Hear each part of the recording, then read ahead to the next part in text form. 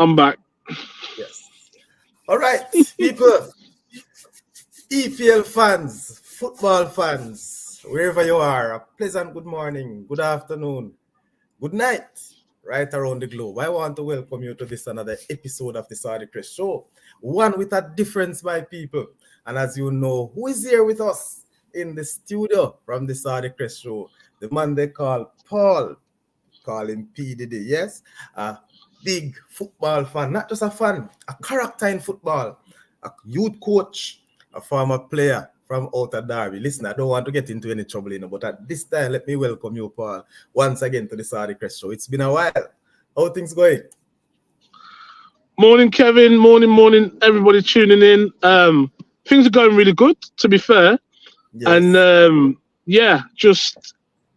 I'm blessed and I'm happy to still be here. Yeah. Hold on a second, Paul. I'm getting a call already. Hold on. I'm not sure if this is a show call, but hold on. Good morning. Welcome to the Saudichress show.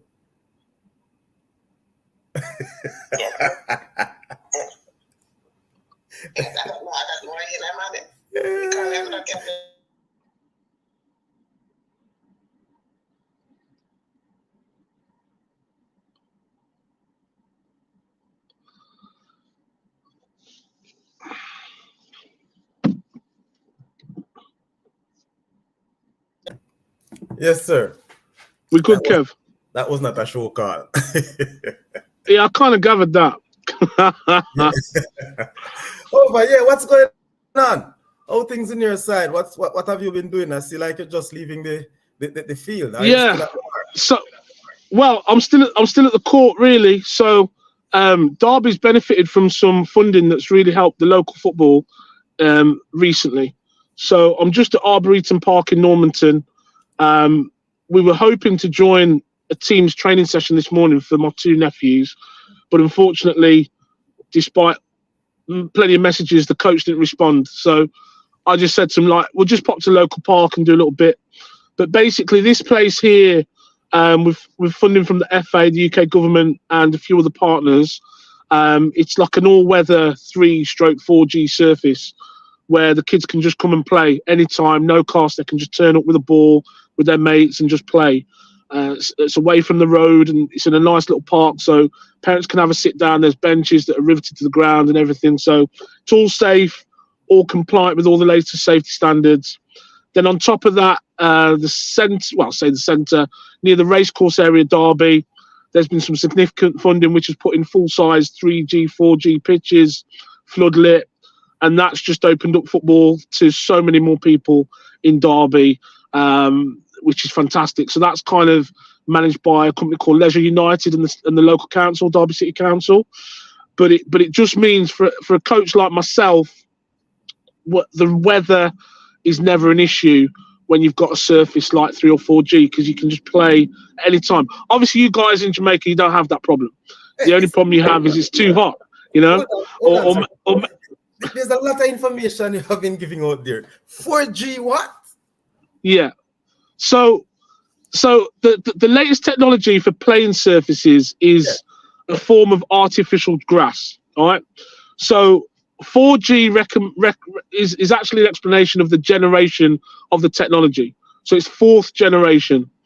The first generation you might remember from back in the day, which would have been something that when you fall on it, you cut your hands, you cut your knees, you cut all parts of you, and it's covered in sand. So that was first generation artificial grass.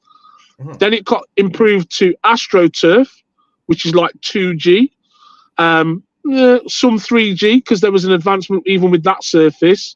Yes. And then you moved on to like 3 and 4G. So like 3 and 4G artificial, it lays, a lot of people are starting to lay that stuff like their front gardens in the UK because they can't be bothered to cut their grass, just pure laziness. But and some people would say that it's contributing to global warming, but that's another debate. But yeah, 4G is fantastic. If it's laid properly, and that's where the cost comes in, it drains when it's wet, it doesn't freeze, it replicates a playing surface. It's not exactly the same because the ball does move a bit quicker and travel faster, but in actual fact, for kids' sport and for kids' development, it's fantastic because the quickness of the play. If they do get further in the game at whatever age group, then the ball is played quick. So to learn to play quick, control the ball off a quick surface is fantastic. So my little cousins, got little Thomas, little Alexander. We've been practicing for about the past 2 hours. Uncle Paul's legs are tired now, it's fair to say, but it's been fantastic. And as I say, we started doing a little bit of practice, and loads of kids just from around the park just come and join us. We had little mini games and stuff like that, so it's fantastic. Yeah. Okay. Let me take the time out, people. Please remember to chime in, and you can participate in the chat. A matter of fact, I'm going to put a live studio link in the chat. So if you want to come on and big up yourself and make a few comments on the EPL, whatever it is, Champions League Day, everything. So big up yourself, Ronaldo, out of the block. Yeah, man. Big up, big up, big up. So, Paul, I mean, at the end of it, yes, we have just seen a very long football season, I must say, 100%. right across Europe. Yes. And also here, we just completed our Jamaica Premier League. You know, I thought what very exciting for this year, I can tell you, especially the finals. But, you know, we want to look at really take a short look at the EPL. A lot of us were very disappointed at the end of the season. Some were very exciting, I must say. Yeah, but in short, you know, from your perspective, back in August, Paul, who would have been your pick to take the Premier League? Well, the team that won it, we're always going to win it, because football, at whatever level you play at, is about being able to stay in that game, whether it's 90 minutes or a season long, being able to stay in the game. Part of being able to stay in the game is having either the players, the staff, or the squad, the combination of all of that to do that. And I've said to people all season, and for about 3 or 4 seasons, one, Man City's second string could finish in the top 6 in the Premier League. My God. 2, when you've got a team that what you replace when you make a substitution is like for like. So, say, for example, you put your team out, your team scores 90, and you take somebody off and you put somebody back on and they're still 90, then you're playing at a different level to everybody else. So the fact that they can steam train and put 25, 30 game runs together like nobody else can is no surprise. They were always going to come strong. I've said for many years, the only way somebody else wins the Premier League is by all the other teams taking as many points off the eventual winners as they can. So it might not be winning, sometimes just drawing, because then a team's dropping 2 points. But teams, unlike Manchester United did in the cup final, they don't set up with the right mentality. They're either intimidated or they've already defeated themselves mentally. And remember, in football, like any other sport, it's you v that person in front of you, or it's that team in front of you. The reputation, the badge, the colour of the shirt don't matter. If you've got more heart than the person you're playing against, or the team you're playing against, you can win. As a Liverpool fan, that was testament when Manchester United beat us in the cup run, because any other team, I promise you, Man United are giving up in that game. But against Liverpool, because it mattered, because it meant something, they dug deep, and you've got a young lad who was fasting, who come on and scored a winning goal. Unbelievable story. Unbelievable. So, you know, while you're talking about that, we can safely say that the derbies are very, very, very important. They are much more than a regular game. 100%. Wow. 100%. You know, I said to somebody said, if you put out the ball boys against Man United and Liverpool ball boys, they will compete. And if you put out the Man U ball boys against the tough Liverpool team, they will compete. That's how the passion it is, you know, especially when those two teams met. Well, it's true. And to be fair, a little story on that, going back to Liverpool.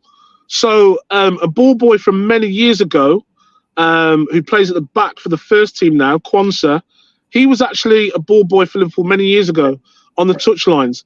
Because often what people don't understand is that the ball boys and the ball girls around are often lads and girls that are in the academy at that time. So because they want any opportunity to be around the first team or be around the football. They just love football that much. And even today, we've gone down to the park with little Alexander and Thomas, and the kids are like, oh, these are the team. They're really good. They're 7 years old playing with like 12, 13-year-old kids with no fear. I've never taught them that. The only thing me and Claire have done, we gave them footballs and football boots for their Christmas presents from when they could remember that that's what they wanted. And now they're like, Uncle Paul, when we're going football, that passion, you can't teach. It's there or it's not there. So, again, what I come back to saying, if the sum of your team isn't always your team in terms of, people will refer to EA Sports and all these things that have got football cards and it gives ratings and scorings and stuff like that. That's fine. But heart, you can't measure. You cannot measure that. And that fundamentally is the difference. And when it comes to like local derbies, at the same time as Man City and Man United played the FA Cup final, crazy scheduling, but they had Glasgow Celtic versus Celtic. So Rangers, sorry, I should say, call them Rangers. People think what I'm talking about. So you got Rangers in the blue, and you got Celtic in the green and yellow, green and white hoops normally, and they're massive rivals in Scotland. Big rivalry. I mean, in a football sense, people always say it's one of like the bucket list matches you should go and see is Rangers versus Celtic. It's meant to be one of the derbies, even though the Scottish League might not be the strongest. And no offence to anybody, but that's a fact. Rangers v Celtic, Celtic v Rangers is meant to be, they call it the Old Firm, it's meant to be one of the derbies. And it's a bit like, you got in Italy, the Milan derby, and there's others around the world, South America, got crazy ones there. So, but yeah, because of the local and the distance, I was in Liverpool not too long ago with work. And, if people ain't been to Liverpool and understand how close Goodison is to Anfield, it's crazy to have two teams that big, that close. It's nuts. It's absolute madness. And again, that sowed the seed to the destruction of our league campaign. Was the last derby where Everton, I don't know where they got that 2-0 win from. I don't know. But they did. They found something.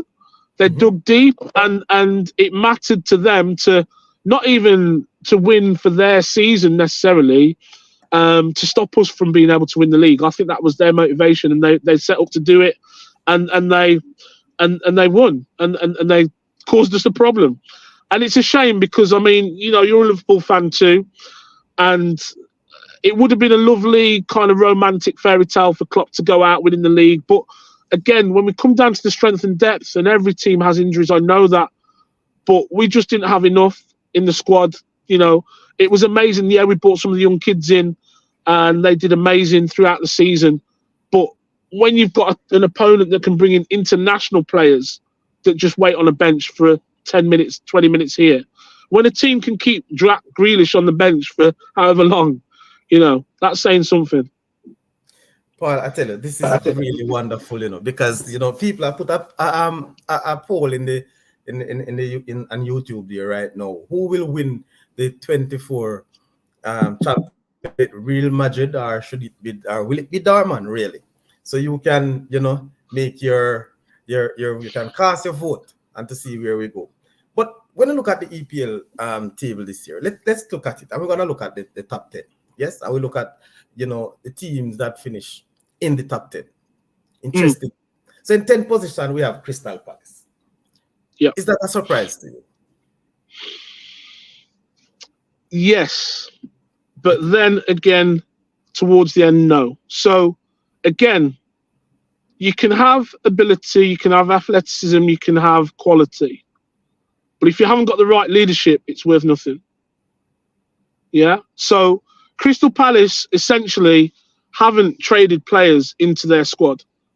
But what they have done, they've had a change of managers. Now, it's sad circumstances which sees Roy Hodgson come away from Crystal Palace. Probably what it proves is that there is a limit as to the strain running a football team takes from you, and that was maybe shown, and it's a real shame that that's how that ended. However, with every circumstance, it presents an opportunity, and Crystal Palace, they've very recently installed a fantastic academy facility. Literally state-of-the-art facilities there. And whether you like their ownership or leadership, or, there's some people in the media who do or don't, and they cry about them all the time. I won't mention their names and give them any airtime. But I look at solid things, and like I've been at this facility today at Arboretum Park, it's there. It's actually there. It's not talk. It's not speech. It's not on paper. And the Crystal Palace club and organisation have put that there. So that's going to outlast anybody who's in charge of the club now. And let's not remember that this is a club that has brought through players like William Zaha, who, if the England hierarchy in the FA had moved quicker, then he'd have played for England, most definitely. So that's opportunity missed. But my point is that they've developed players and continue to develop players. They continue to scout in and around South London and surrounding areas. And there's an absolute dearth of talent down there. I mean, I was down there, it wasn't South London, it was Uxbridge. A family member was playing the cup final over at Uxbridge. At Uxbridge FC, big up to them because they hosted a fantastic final, which young Morgan, our cousin Morgan Whittick, was on the winning side for the final. The challenges down in London is that you've got so many boys who are talented. It's hard to kind of see through the mist of so many, to stand out. You've got to be exceptional, not just good. You've got to be exceptional because all lads are athletic. All lads have got skills. All lads have got tricks and intelligence in football. You've got to have something just unbelievable. And so if you get through that to then get into a club, you've done something. So, Palace, not a massive surprise once they've got the right person leading them. That's the art of coaching, Kevin. It's not about having the best players. Let's look at the FA Cup this year. You had, was it George Alakobi? And I mean, in terms of punching above your weight, wow. You've also got the run that Coventry had with Mark Robbins and some players who, for whatever reason hadn't been performing, had performed or whatever, just got a couple of them together, got some momentum. And on another day, the eventual cup winners were knocked out, So the technology rescued Manchester United on that day, it's fair to say. But some would argue there was a very genuine goal scored that should have been awarded, that wasn't, but that's football. That's part of the controversy that we love, that gets us talking. So, again, good coaching, good organisation. You've got the basis of good athletes. So, coming back to Palace, 10th place, I think they've slightly overachieved, but good luck to them for doing that because you've got to take the opportunity when it comes. Nobody's right to finish in the top 10 of the Premier League. Nobody's got the right. You have to earn it. Wow. I think, though, it was sort of scary for many teams. But we look forward. West Ham finishing 9th. I believe West Ham would have, backed in the European League this year. Well, you've got to think of the efforts of a European campaign. So the bit that people don't see when they sit behind Sky Sports and watch football or TNT Sports and watch football is, doesn't matter how many millions you've got in the bank, if you're traveling on an airplane and then you're playing a game of football, that tires you out. Even if you're an elite athlete, that tires you out. Now, yeah, you've got the resources around you to help you recover better, eat better, be well, and stay as well as you can. But it still has its impact. And evidence of that is if you look at the season after Liverpool went for the quadruple, the following season, we were just nowhere near the races because the team was mentally, physically gone. And just the fact we hung in there was a miracle in itself. And then we made some changes in the midfield, and this year we come through. West Ham, it would be the same. They lost a major player in Declan Rice. And if you look at where Arsenal finished this year, that's just testament to his impact and input to that team, as well as some others. And that impact is, for goodness sake, it caused Burnley to get relegated, if I remember. They had a European campaign. They then struggled in the league in that same season, if I believe I'm not wrong. They got relegated. It has a massive impact. If you haven't got the strength and depth in your squad, and West Ham and no Man City in terms of budget or playing ability, player squad size, then you're going to struggle. And so 9th, top 10 for West Ham, I think that's actually a good finish. Yeah? Mm-hmm. Yeah. So I'm good just finish grabbing a for drink. In The eight, West Ham, I'd say ninth is a good finish for them. Yeah, okay. all things considered. In eighth position, one of your favorite team in England.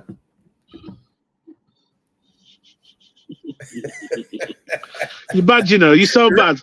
Let me just have a drink. The Red Devils. They finished in Oh, eighth. Lord. Well, listen, do you know what, right? Excuse me. I've said before, because Manchester United are one of the biggest teams in the world, bar nobody, even when they're like failing, even when they've got a leaking roof, yeah? They're making crazy profits, but they can't fix the leak in their roof. You know, I've been to Old Trafford a few times. They're one of the few football teams that actually has a train station that parks right outside their ground. It's part of their ground, okay, which is part of the reason they can't extend one of the stands because of the civil engineering related to that. So they're different. Like, you walk into Old Trafford, even when it's half broke down, and it does have an aura to it. It has something where you're just like, yeah, this place is kind of special still. But, you know, nobody has the right, like I keep saying, nobody has the right to finish any higher than the effort they put in. So league tells the truth in the end. League tells the truth. So they finished 8th. They're no better than 8th. But a cup is a one-off occasion, number of one-off games where if you can raise it for those games, you can get a result and get over the line. And they've done that. And they've won the FA Cup. And the great thing with that is for the world's biggest team in Manchester United, kills me to say it as a Liverpool fan, but those are some of the facts if you look at the numbers. That kind of re-energizes the whole love and the value of the FA Cup, because that has been called into question in the last few seasons, whether the FA Cup should be reduced, should be shrunk, should be this, that and the other. But thank God it's still going. Some of the kids just walking past now, you can see. Wow. Yeah. But yeah, it's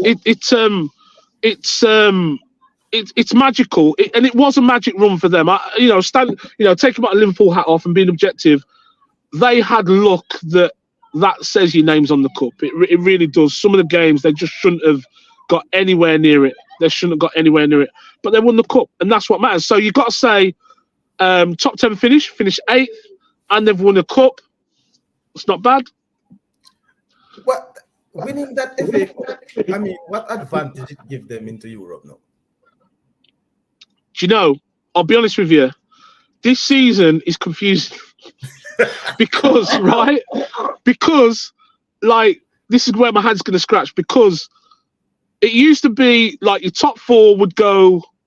So top 2 would definitely go Champions League. Yes. Then it used to be the next 2 would go into like pre-qualifying for Champions League. If they failed, they'd drop into Europa League. But it's all different now, and they've changed it again.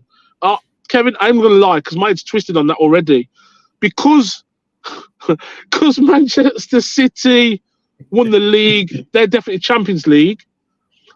Arsenal definitely Champions League if I'm right. Liverpool, I think we finished 3rd. I think we're Champions League, but maybe pre-qualifying or something like that. But then we won the Carabao Cup, so that values something. Can't remember what. So I'll be honest, I'm confused. I'm genuinely confused because what it is now, my understanding is top 4 is straight Champions League. So we've got a coefficient then. Okay, cool. And then cool. There's the Europa League and the Euro Conference League. So I think if my memory serves me right, 5 and 6 would have gone to Europa League. And then 7. Sorry, I'm just laughing about this Conference League business. It's just, there used to be something, Kevin, called the Intertoto Cup, right? Which I believe the very city I'm in, Derby. I think Derby won the Intertoto Cup back in the day. I isn't sure if that's a fact, but it seems to ring in my head. But like, just its name, it's just. I just thought it's like how desperate are UEFA to just generate some money? UEFA Conference League, yeah.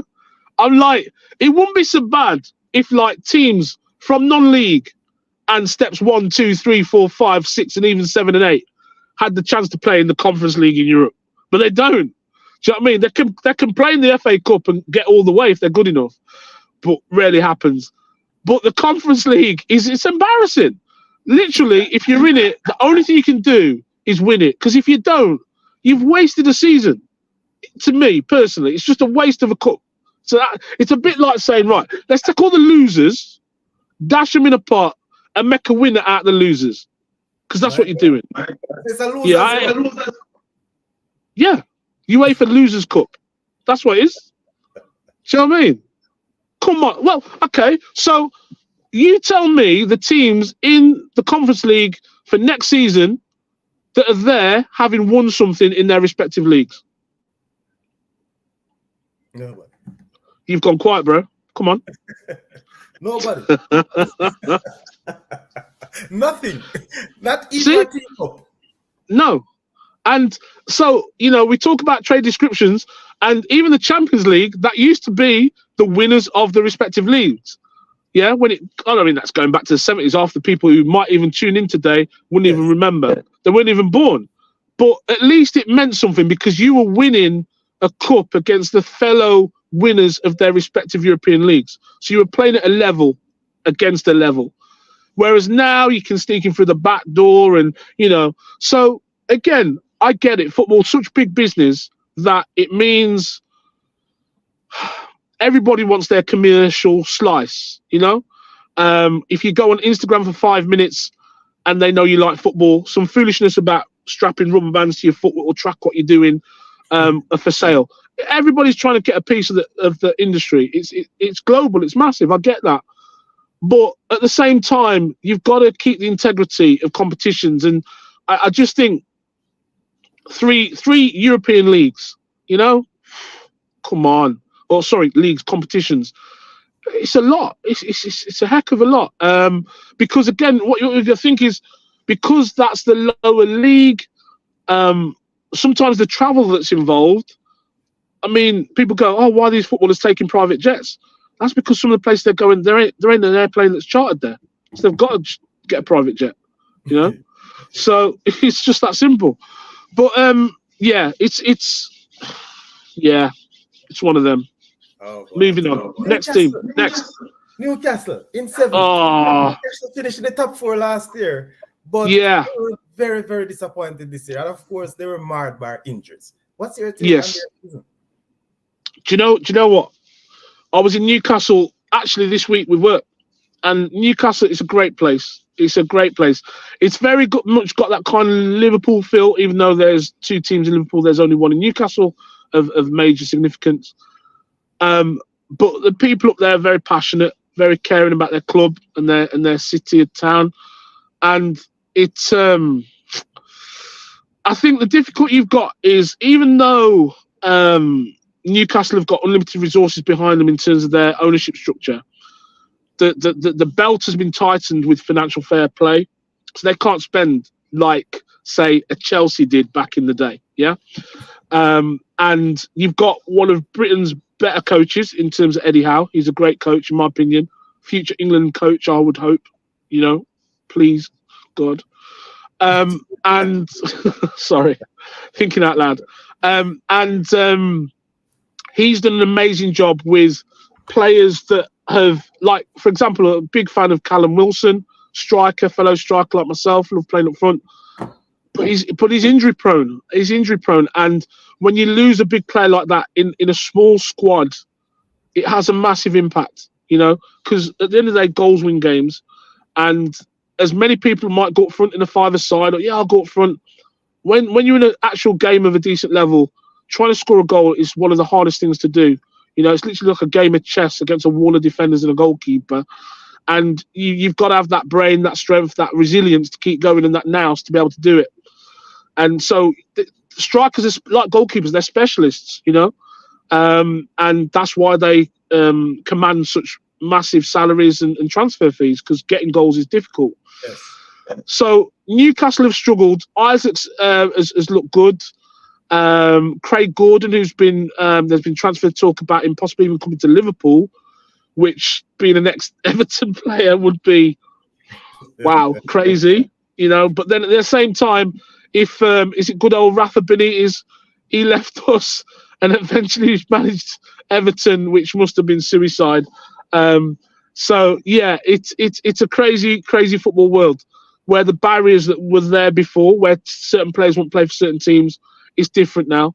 Players will go where they think their career can be advanced or their bank balance can be advanced. It is that. So Newcastle, I love them because some of the best games Liverpool have had in recent times. The 4-3. Oh, with Dan Collymore scoring this goal with his left foot, amazing. Just some of them games versus Newcastle, because both teams play open football. It's a shame for them. Hope for more, but I think a top 10 finish is good. So 7th place, you say? Yes. Yeah, that's about right. That's about fair. Reasonable. Knowing what they went through the season, injuries on top of injuries, it's taken a manager, to rally around the team to get them where they were. All right, Chelsea, big bad Chelsea. At one stage, Paul, Chelsea was like 11, 12, 13 throughout the season. Yeah. I think Chelsea is one of the best finishing team for this year. What say you? So, close friend of mine, big shout out to Isaac Anderson. He's a Chelsea fan. The strongest finishing team. Let me not say the best. Yeah, like a galloping horse, bro. We got Captain Keith. Captain Keith, big up. Big Chelsea fan. Oh, yeah. And I said to Isaac early on in the season, I says, listen, you've got young kids at the minute. And the thing with kids, if you stick with them, they will mature. They will get better.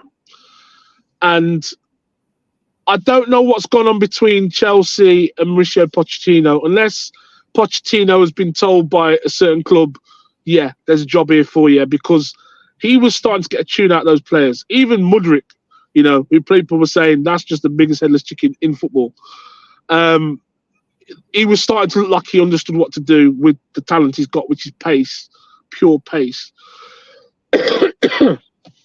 Chelsea will be a threat next year because Chelsea have got a solid stadium, good training ground. They've got a decent squad. We've got our young family member, Mr. Zach Sturge, in the squad. He was on the first team bench a couple of weeks ago. I would have gotten around. I was looking. Never set up to watch a game like that before from outside of a Liverpool game. Yeah. Listen, it was.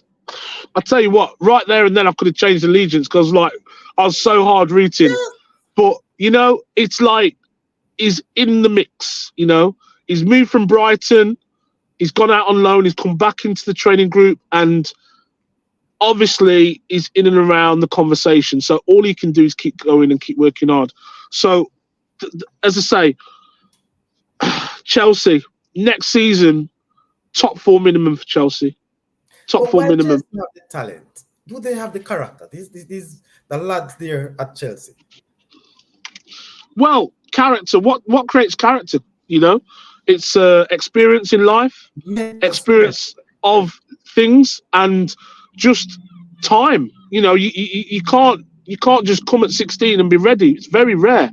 We've got like the Wayne Rooney's of this world, the Pelés, who at 16, 17 were as good as they ever were. Probably some people argue their best football was played when they were younger rather than when they were older. That's rare, though. Those are like once in a generation player that come with that just ability from the start. Most players take a few seasons to understand their own body, their ability, what the club expects if they get to stay with the same club for the same for a decent length of time, and to maximize their potential. Great example of that is Cristiano Ronaldo. Cristiano Ronaldo came to Manchester United.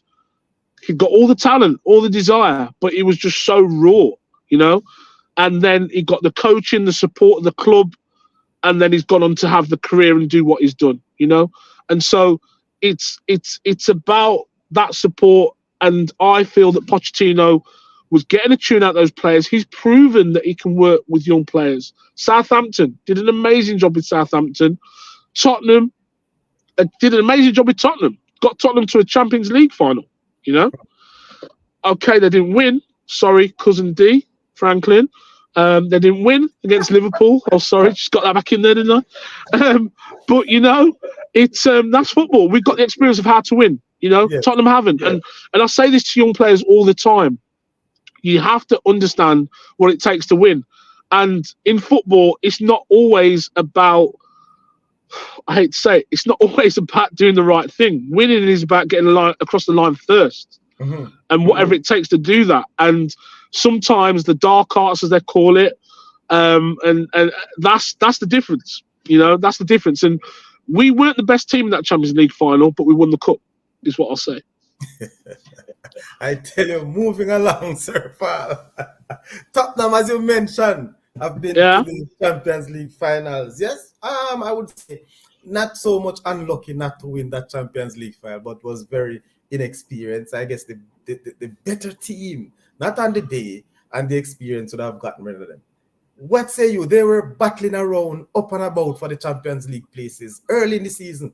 Tottenham was like within third at one point. I believe Tottenham were leading the EPL at one point, weren't they? Yes, they had a short stint at that. I think they got a bloodied nose, didn't they? Being that high, they were like, "Oh, got scared." No, I think again, it comes down to a league. The thing with a league, over the course of a league, whether it's 10 games, 20 games, or 40 games, what it shows is the real ability of that team. I mean, there might be the odd team that's maybe out of place by one or two positions in a league, but generally speaking, where a league finishes is where it should be. And again, you look at the three teams that got relegated, they weren't good enough. They huffed, they puffed, they just weren't quite good enough.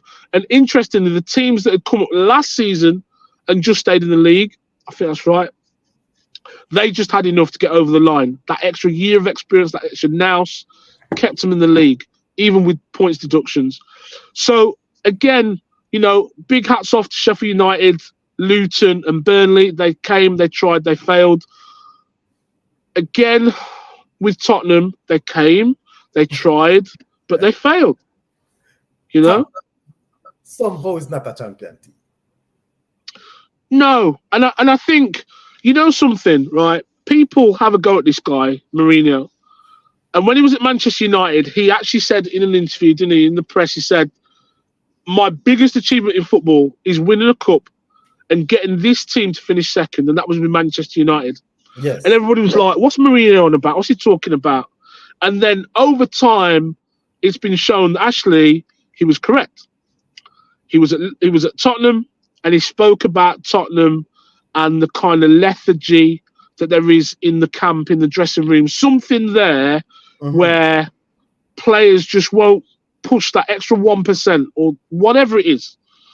I don't know whether they like shopping in London too much or partying in China Whites too much. I don't know. But something is just not pushing them to the next level. Because it's not about ability. They've got good players. They've got great players in that squad. Proof of that was the early start to the season where they're top of the league. They've got a good manager in Postecoglou. I can say it, but I can't spell it. But sorry, it's bad. No need for that. But sorry, I couldn't resist. Anyway, but yeah, Tottenham. That's their issue. They've got to decide: do we want to be a winning team? Because if you do, you've got to get dirty, and that all white strip has sometimes got to come off green.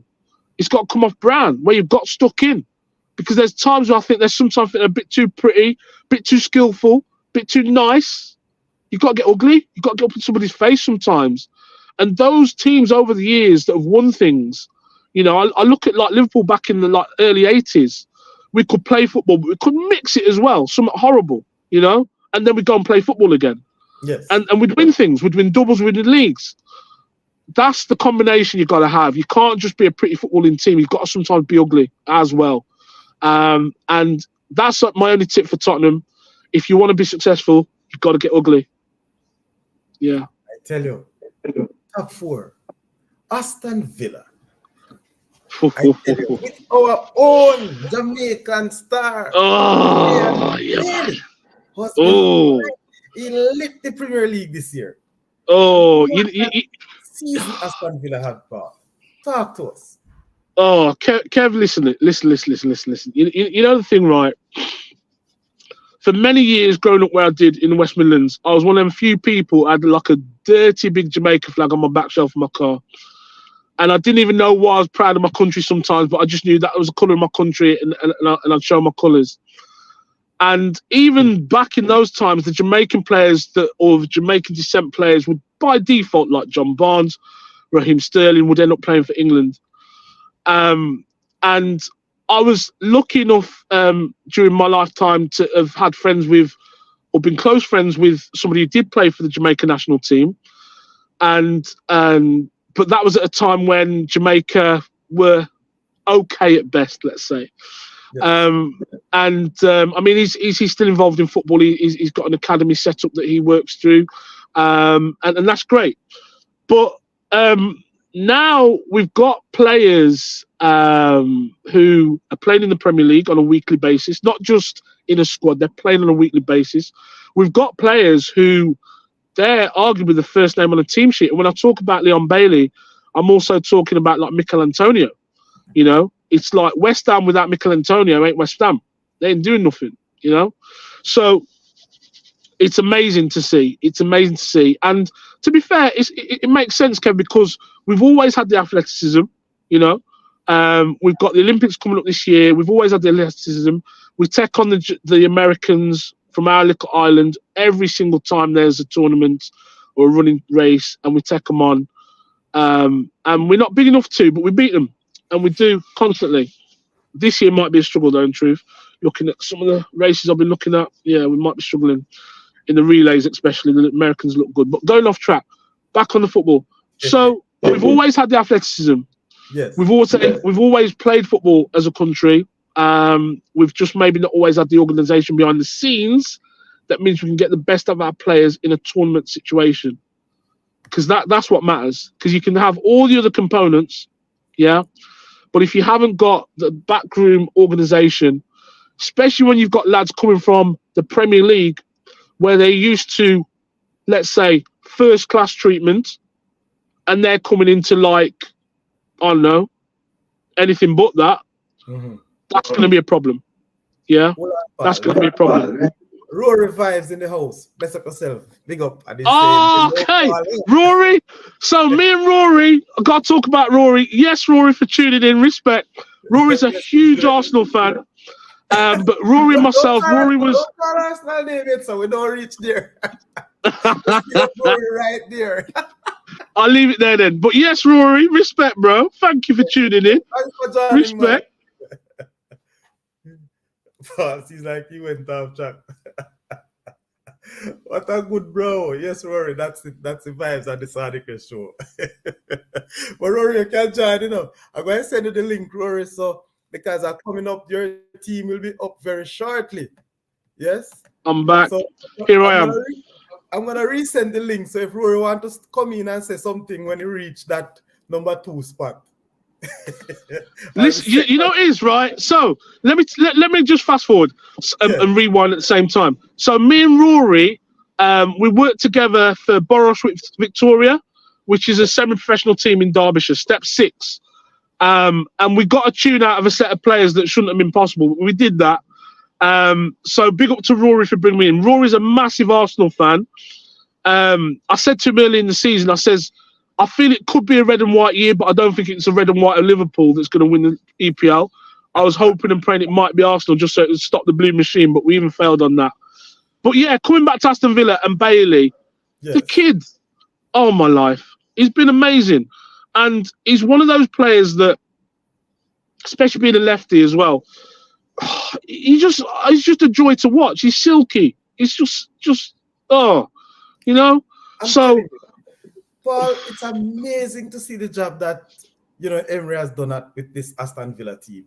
I'm telling you, see? That guy, I believe coaching is so important, especially in EPL, yes? And when I see Aston Villa hanging on, and they were not hanging by a straw, they really played for that top 4 position. I knew myself, and I don't think they had any intention that they believed they would have won the league, but somehow they were stable among that top 4, which is good. But I just want to say this though, that Leon Bailey somehow has been very, very good in the EPL. But for our nation, Jamaica, the reggae boys, we have not seen the best of Leon Bailey. But interesting. What is interesting is that Right now, he's out of the Reggae Boy squad or for the World Cup squad. He had Mm-hmm. asked, he had taken a break.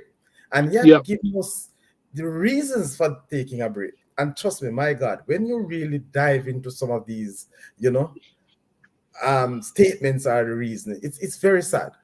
It's very sad. We want to see Leon Bailey back in the national colours. We want him 100%. to bring the Jamaica flag high and, of course, to raise his standard. Very, very good player. I think he should have been in the EPL player of the season. Well, that'll come. All those things are coming to him. Don't worry about that. All those things are coming to him. Very interesting. But remember, the Saudichress show, I just sent the link. I want you to come on because Paul spoke about you, and I'm inviting you to come on screen. Come live, talk to us. Let me hear from you. All right. And me and Rory, we've talked about doing a podcast for about 4 years. So he needs to come on. Yeah. Of course. Rory, I'm looking. Where's my camera? Rory, get on the show now. Come on, bro. I don't care about your weave.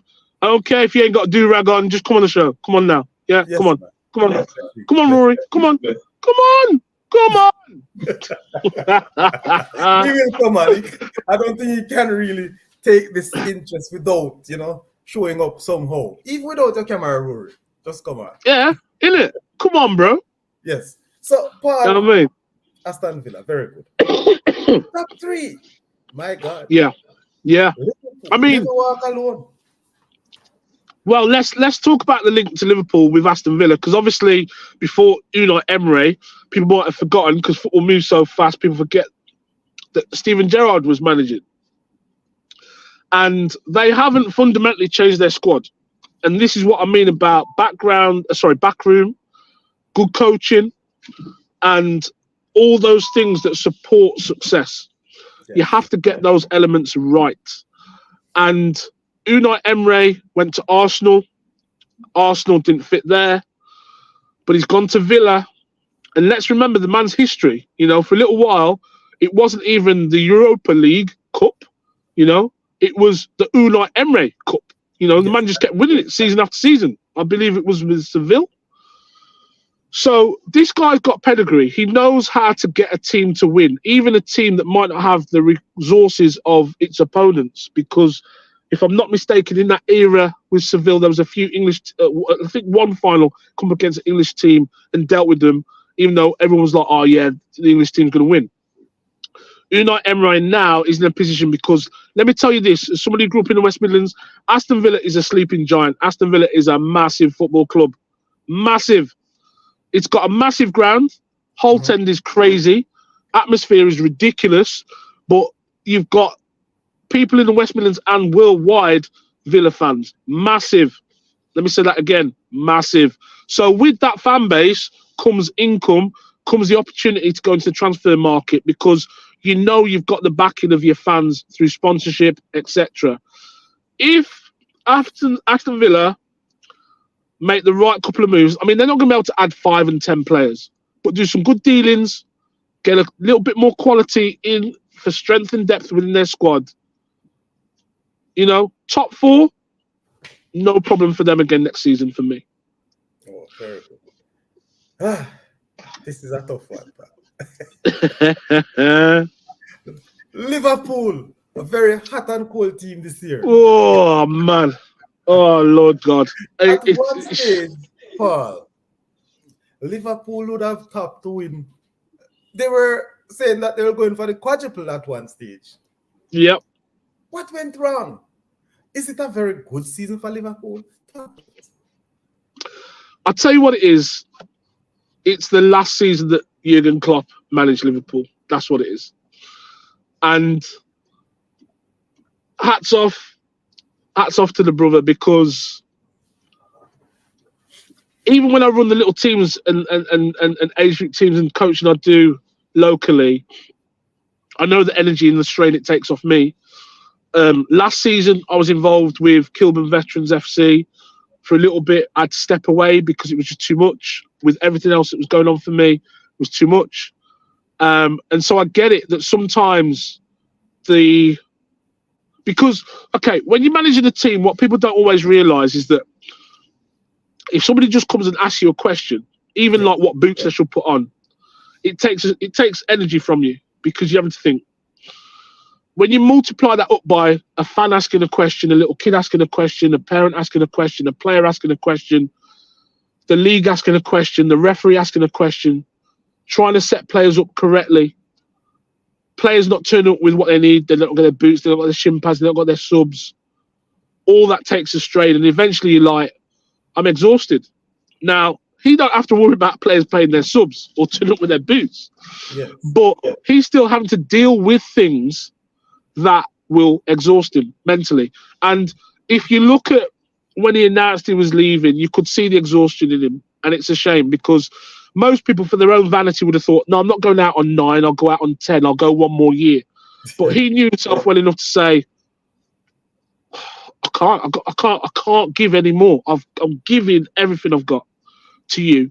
Because remember, when you send a player out onto a pitch, you're trying to enthuse them with the confidence and the belief in their own ability, not yours, because you can't affect what they do across that white line. Only they can, in truth. But you're trying to enthuse them with the ability and the confidence and the belief to go and succeed in what you're asking them to do, and then maybe even have a magic moment and do something brilliant. And that wears on you. It takes energy from you. And it's only if you've managed or coached or mentored somebody that you understand that process. You've got all these commentators in the press saying this, praying that. That's okay. When you sit behind a word processor and type letters to put in your newspapers, that's easy. When you sit on a microphone and chat, that's easy. Get out of your bed at 5:30 in the morning, go and set something up when it's raining, and then do that day in, day out, and infuse people and encourage people. Do that for a year. Do it for 2 years, then come back and chat to me and all the other coaches, the mothers, the fathers, the aunts and the uncles who take on teams and run teams and put their heart and soul in it and their hard-earned money. Yes. Because the FA don't fund the team enough in this country, little teams. I know I'm going off track, but this matters. And then come back and then start criticising coaches. When you've done it, then criticise coaches. Until then, shut up. Because what that man has done for that club at a time when in all other parallel universes, Liverpool have won about 6 titles. Take Man City out of the equation, we've won 6 titles. Simple. This Man City is very serious business. Well, we've not even started talking about the 115 charges. You've got Everton and Nottingham Forest who get deducted points for like a couple of £1 million here and there out of sorts on their accounting. You've got 115 charges, and yet nothing go on. Nothing. Not now go on, Paul. Right? They say But that's not sour grapes as a Liverpool fan, I promise. That's not sour grapes. So yeah. No, Paul, as a Liverpool fan, I never had Liverpool this year to win the title. At no point. No, neither me. No. We punched above our weight, bro. Would have happened. But knowing that City and Arsenal are way above Liverpool in terms of quality, yes, to be honest with you, and that level of mental strength, I think Liverpool were really in third. But they showed such character at one stage that you have a lot of Liverpool faithful. And not just the faithful, a lot of Liverpool fans and some of the anti-Liverpool fans too, that Liverpool would have, gotten this title out. Would you say that they battled, yes, in the final 7 games of the season? Have you seen the film The 300? Go again. I missed that one. Have you seen the film called The 300? No. So the film called The 300, if I remember rightly, it's like a Hollywood retelling, let's say, of a Greek mythology story, I believe, of some warriors that took on an army against the odds. And what Liverpool showed this season was that kind of mentality.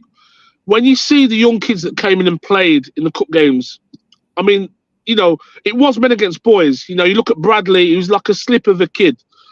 And yet, the performance that boy put in and the goal he scored, goals plural, he scored more than one.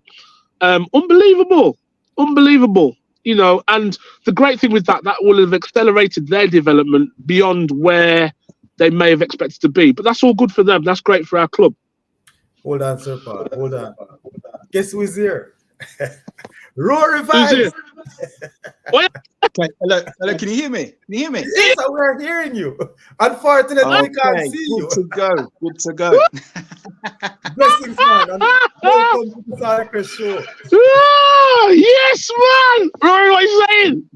Everything's good, you know, bro. Everything's good. Yeah. I seen the link on Facebook post. I says, right, let me just log onto it. The next minute, I see you on YouTube. So I says, okay, no problem. That's all good. Man. Oh, bro, blessed. How you doing?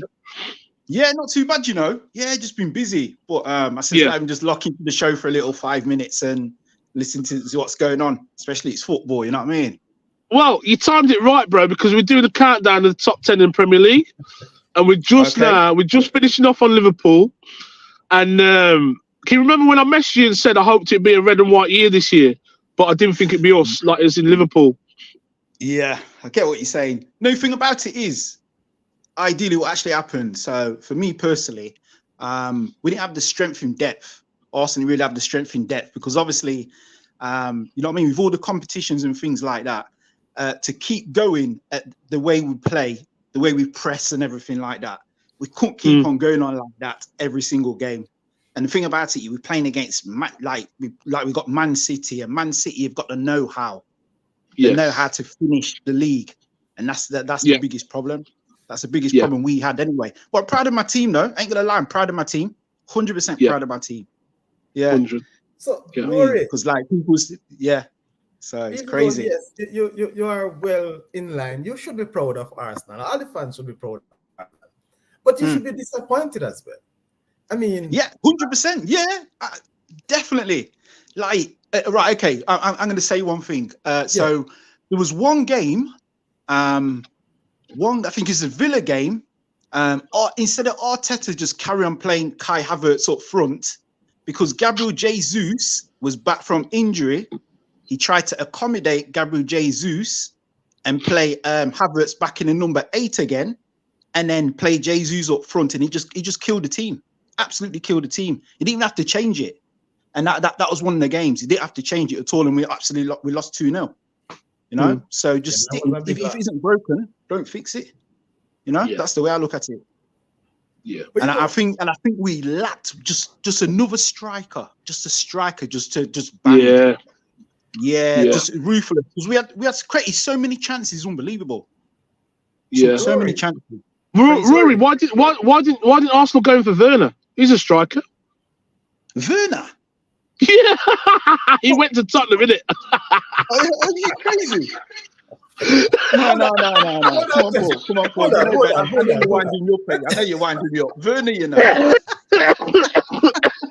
No, that striker is something else. But hold on, stick up in there. I am not of the view, though, that you really wanted another striker. And reason being, Arsenal, without that top striker that we are asking for, or we think we need, they have scored over 90 goals. Yeah, it's true. It's true what you're saying. But do you know the thing about it? There's quite a few games what we created so many chances. Like I can remember the Fulham game. What other game was there? I think Aston Villa game, we played them away. If we had that clinical striker just to put the ball in the back of the net, that's it, 1-0, and just lock the shot, because our defense is proper. But the thing about it is, because we haven't got that clinical striker who can score like the proper chances, because we used to create so many chances whenever it's put them away. Even though we scored over 90 goals, we still need that striker to be ruthless, because we create so many chances. And this is where you can tell Rory's a coach, because I was saying earlier, Raw, and it's true. So the other aspect a striker brings that people forget, an out-and-out striker doesn't always score goals. They also bring the team up the pitch. Because let's go back to a character like, say, Drogba. Yeah? Drogba, you can hit Drogba. He's got 3 men on his back trying to get the ball off him. Don't matter. He's brought you up to the final third of the pitch.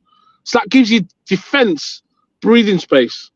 Now, we've got a process of football at the moment where everybody, even teams that aren't good enough to, because I see it even on Sunday mornings, they're trying to play out from the goalkeeper. Half of them can't even pass the ball to the left back, but they're still trying it because they've seen it on TV with Man City, with players who are capable. Yes. Sometimes just let the ball long, but you can only do that if you've got a man to hold it up. And that's a striker, the good old-fashioned centre-forward, number 9, back to goal, hold the ball up, takes a kick in the calves, dead leg, whatever, gets his team up the pitch. It takes the pressure off. It also, listen, Gary Lineker couldn't even kick a ball from outside the penalty area, but he was one of the most prolific strikers ever because in the box, he had a hunger and a sniff for a goal. And you can get the best wingers converted, you can get the best midfielder pushing forward, but that, I can't tell you what it is. I don't even think you coach it. It's just kids have an instinct to score goals. You've seen it, Raw, at like young ages where there's just a kid who's like scoring 40 goals in a season for his respective or her respective age group, and you're like, I've not even taught them how to shoot, but they're scoring goals. It's just instinctive because they just get into spaces. Yeah, exactly. They get into spaces where other players aren't thinking of being in that space or their timing of getting into that space. They just know. It's just there. And that's where Rory's absolutely right. Yeah, back in the day, a few years ago, Spain won a World Cup without a striker. Then everybody thought, tiki-taka, let's do that. They've gone in that direction. You still need players in positions. Otherwise, take the gloves off a goalkeeper. Let's not even have goalkeepers. Do you know what I mean? If it doesn't matter about positional play and being excellent in a position on a football pitch, take the gloves off the goalkeeper. You know, say you don't need a goalkeeper no more. Because that's effectively what we're doing now. The goalkeeper has got to be 11th outfield player as well as a goalkeeper. And no disrespect to him, that's why Onana, who is not the best goalkeeper, in my opinion, is at Manchester United. Not because he's a great shot stopper either, but because he's great with his feet and how they want to play is from him. And that's where the football's gone mad recently because people have almost gone into this FIFA stroke EA sports world of CDM and this and that and false whatever. No, you need players. Essentially, the rules of football is simple. The laws of the game are simple. But essentially, if I put more balls in the back of a net than the opposition, my team wins. That's it. It's never changed. So all the other explanations, all the stupid descriptions. I was watching something that Harry Redknapp said online the other day, and he said one of the biggest problems in this country with football at the minute is the coach education is being run like by people who are like effectively teachers and ex-teachers who at the weekend don't even kick ball. Monday to Friday they teach football, but they don't even play football themselves. So they're just, you know what I mean? They're just lecturers. They're reading from a textbook. And I've been in coaching courses, even in the last 6 weeks, where I'm sat there and I'm thinking, mate, if I tackled you, you would break in two. Because you've never been on a football pitch. You're telling me how to do this, how to do that. I'm like, you ain't got a clue. You haven't got a clue. And the difficulty is they're then teaching coaches who've never coached at all themselves, who've never played themselves. That's creating a generation of players who think they can play, that don't know the game. So, yeah, let's carry on not having strikers with this crazy brain mentality that you don't need somebody who knows how to finish. Yes, you do. And the only time that will change is when you see the transfer rate for strikers go from being what it is, the highest normally, only now seconded by goalkeepers because of the importance to the team. If you ain't got a finisher, remember when we was at Borowash? Yeah. Remember the December? You know, what did we do to get a striker in so we could win 2 important local derbies? Yeah, we had to get him in, to be fair, because the team, do you know what I mean? the team we had were good up to a standard. We defended really well, midfield was proper, but the problem is we never had a striker. As soon as we got the striker in, you know what I mean? It changed. Everything changed. Yeah, but everything the changed. Question, though, well, we have seen the beast at Man City, yes, who in second year running, he has topped the goal scoring chart. Yes, he had missed quite a lot. Exactly. I mean, so Kevin, in that team, you'd score 10 goals a season. Because the amount of chances that are created, you'd score 10 goals a season. But again, in that Arsenal team, the way they have created chance as well, and the goals have spread right across. Mark, a number of goals Arsenal have scored are from set pieces too. Interesting. Yeah, but set pieces don't matter, do they? Set pieces don't matter. According to the Tottenham manager, set pieces don't matter. It doesn't. Apparently not. Apparently not. The point I'm making, the thing about it, what I'll say is, so obviously with Arsenal, there was like depending on Gabriel Jesus, but Jesus has actually come out in the press and says he's a natural finisher, and for me, yes, he has. Problem. Yeah, that was a massive problem. When he's saying things like that, it's a problem. Yeah, that's a mad statement. Yeah, because that's his own mindset saying, I can't do for this team what they're asking me to do. That's his own mindset saying that. So before he's even crossed the white line, he's already defeated. And do you know what? Right. If I was a defender against him, I'm thinking, he ain't no threat to me, because he don't even believe he can do what he's on the pitch to do. In my view, right. Jesus is a lucky player. On his day, he may turn up. But additional pressure, nothing from Jesus. And that's why Man City get rid of him. That's why Man City put him out. Yeah, it's true. Pepe's stupid. Yeah. Pepe's stupid. No, it's true, It's true. Pepe's not stupid. The guy's not stupid at all. Even Zinchenko. Zinchenko is not a left back. He is not a left back. He cost us games last season. No left back at all, man. He cost us games, especially the Liverpool game. He cost us. And the West Ham game cost us. No. Don't get into that Liverpool game that cost you. Nothing like that. The referee would have assisted you in that game. But let's not go there. Oh Lord, here we go. I'm on about the season before. We went to went to Anfield. Yeah, we were 2-0 up. Remember, we were 2-0 up.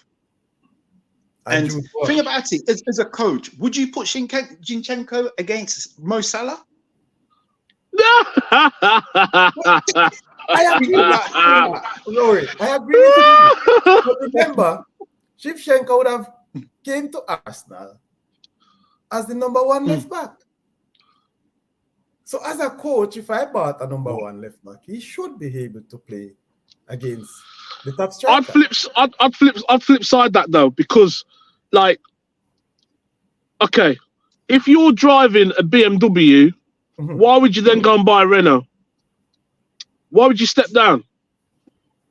There's only. Do you know what I'm saying? You ain't going from a BMW to a Renault. You ain't doing that.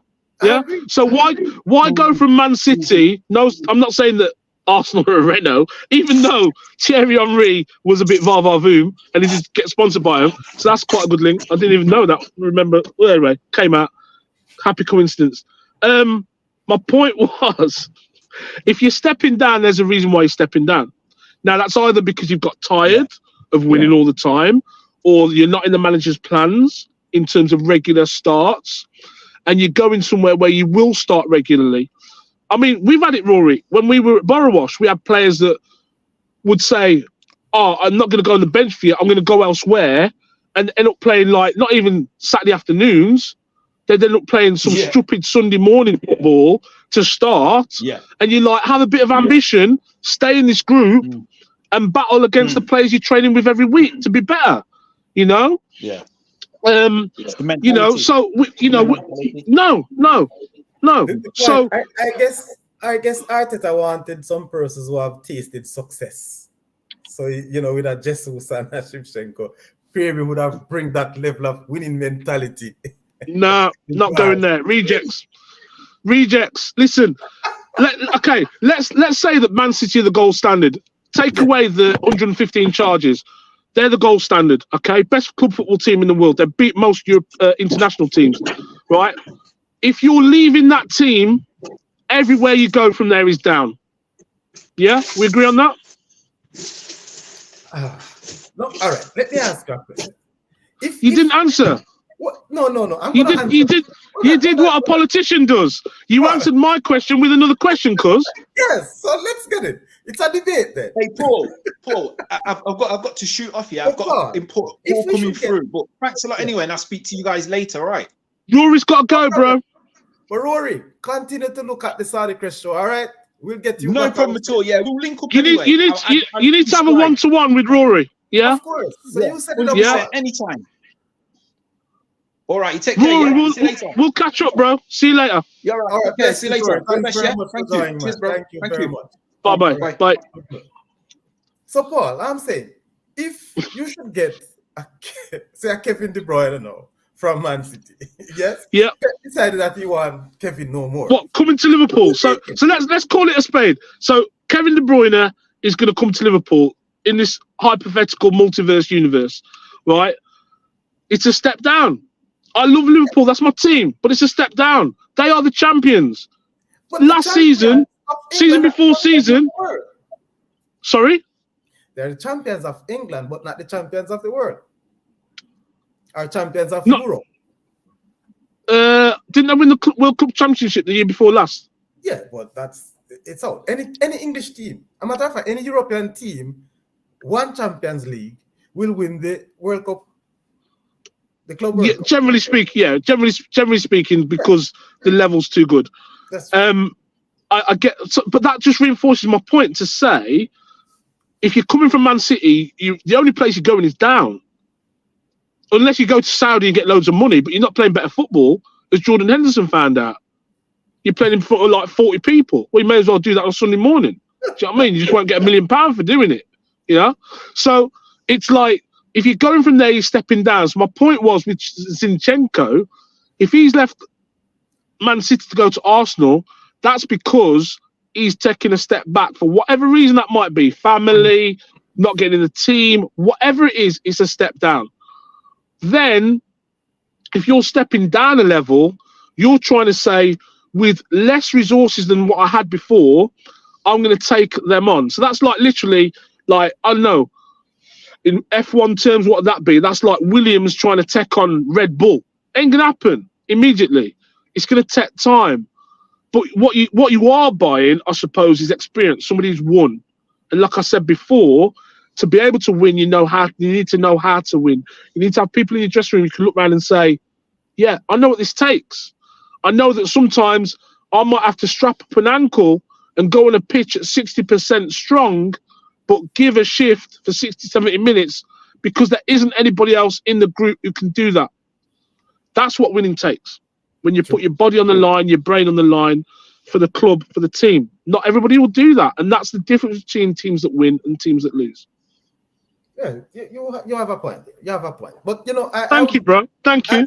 It's a very good point. But, you know, I just want to say that stepping down from a man, step down, I mean, who wouldn't? Any team in the world would have gotten, you know, a 60% of a Man City player based on their quality. Would have loved it, regardless of a step down or a reject. Well, unfortunately, Sterling. Yeah, but what has he won since he left Man City? Right. And at the time Sterling left City, then of course you'd have seen that one as a reject based on what he had done, based on the quality that he had at that point, what his output was. Yes, we would have understand, and based on the quality that City has around it. Okay, here's one for you. Let's throw this in the mix. Yes. So everybody's been lambasting Marcus Rashford for the last few seasons.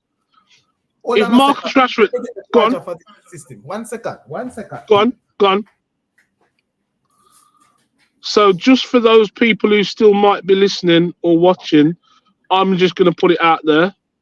If Marcus Rashford moved to Liverpool, which I don't think there's a universe anywhere where that happens, but that's the question that I'm asking, Kev. Marcus Rashford to Liverpool, yes or no? No. Why? I don't see a Rashford going to Liverpool. No. I don't say like see him doing it, Okay. would you take him if it was available? Would you take him? What I have seen from Rashford in the past 2 seasons, I wouldn't take him. Okay, so if we take away the last 2 seasons where, and again, aside from the work he's done outside of football in terms of school dinners and all that stuff, Marcus Rashford has been one of England's most consistent players, which is why he gets back in the England squad time and time again. Would we take him on that basis? You're sorry. No. Right I'm now, good at what I do, bro. I'm good at what I do. And I'm saying to you, as it is now, regardless of the history, I don't think we'll get a Rashford back to 3 years back. Yes? Okay. So that's a good answer to the question. Okay, so what you're saying is you don't think you could get him at the levels he was at back to those levels. Okay, fair enough. Which in fairness, if that's the case, then no, it's not worth it. It's not worth it. But it's just an interesting one because, again, there would have been a time in my history where you left Manchester United and the only ever step was down from Manchester United. So it's just interesting. But yeah, so coming back to Liverpool, because we've gone off track, and Arsenal we were at, I believe. Yes. So yeah, like Rory said, Arsenal, it's there in a nutshell. Havertz, yes, he scored a winning goal for Champions League for Chelsea, but he's not an out-and-out striker. Jesus doesn't want it. The game still needs strikers. It still does. And, you know, the fighting chance that Luton had, the big striker that got up front, his name escapes me right now, but it was around him. He was also their captain. After their captain, I think it was Locklear or Collier, had a problem with his heart. He took over the captaincy and he led the line for them. And he was a nuisance, but he also scored some decent goals. You know, there's big talk about Ivan Toney, which will now be on the cheap because of all the betting issues, going to Arsenal or Manchester United. I'd take him at Liverpool even because, you know, we're going to have to let Salah go soon. He's got to go, you know, because if we don't... Right time. Yes. And if you look at the petulance, as people would say there was, but just Salah looks ready to go. And I think he's done everything he can for the club. He's won pretty much everything as far as I can tell, apart from maybe the Europa League, because we weren't in it at that time, maybe. But there's nothing more he can do. He doesn't owe us anything. But obviously, to sell him now, we'd actually get some market value for him. If we wait until next season, end of next season, I think when his contract runs out, then we've just, it's self-harm. As a football club, that's self-harm. That's stupid. That's cash in and Salah right now.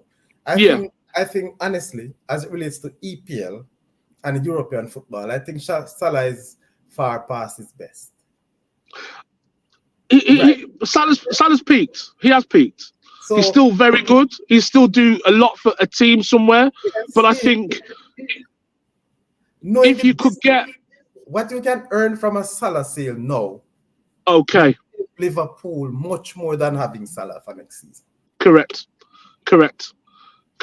I mean, don't get me wrong. If he was the kind of guy who would say, "I'll stay in the club, halve my wages," because what I do notice is the relationship he has with Harvey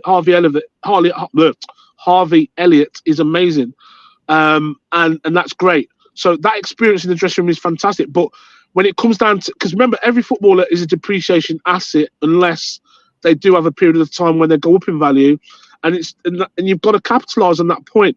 We did it with Mane. People were like, why are you letting Mane go?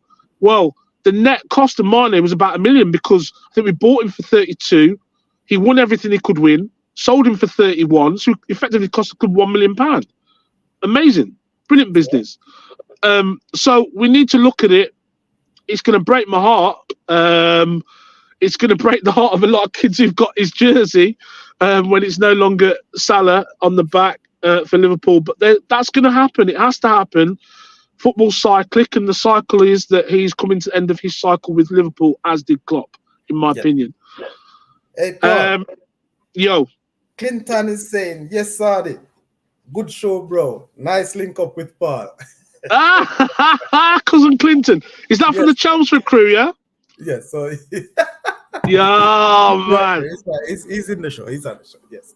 So That's cool. yeah. So Paul, I want to move on because I know you need to go, people. Trust me. I want to say thanks to Paul. He's so busy and to get it. You see, we started the preview show of the Premier League, and now we are at the review. So you can It's imagine. true. Man It's true. City.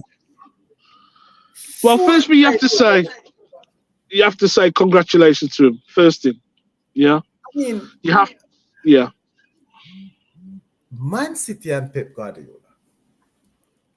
You see, there's a lot of talk. So a lot of people don't want to give Pep Guardiola the big respect that is due to him. For one reason that they are saying he has a star-studded team, and without the cash, yes, he will not be able to put that particular team. But that is the sort of management or manager that I would want. Yes, you crave for what you believe you need to get your team up and running. That's how it is. That's the business of the sport. I think Pep has shown that he is the quality number one coach in Europe. But guess what? There are flaws. Yeah. Get me wrong. Yeah. Don't get me wrong. And I have certain things that I don't like about Pep. But as it relates to football, people, he's the guru. Probably we can call him the GOAT. Or at least for this era. Talk to us. How long will Man City continue to win this Premier League? Do you think they have another 3 years? No. You don't? No. Because like the one thing with sport that I love about sport is even when something or somebody dominates for a while, there comes a period where that domination ends. You look at even a technical sport, but still a sport, F1, Mercedes dominated for so many years, and now they can't even make a car that goes around the track and finishes in the top 3. So there comes a time, I know it's cold in it, but that's me, tactless. There comes a time when everything that dominates ends. Manchester United is a good example. They dominated the Premier League. I think they've won, 13 Premier Leagues, is it? More than anybody else.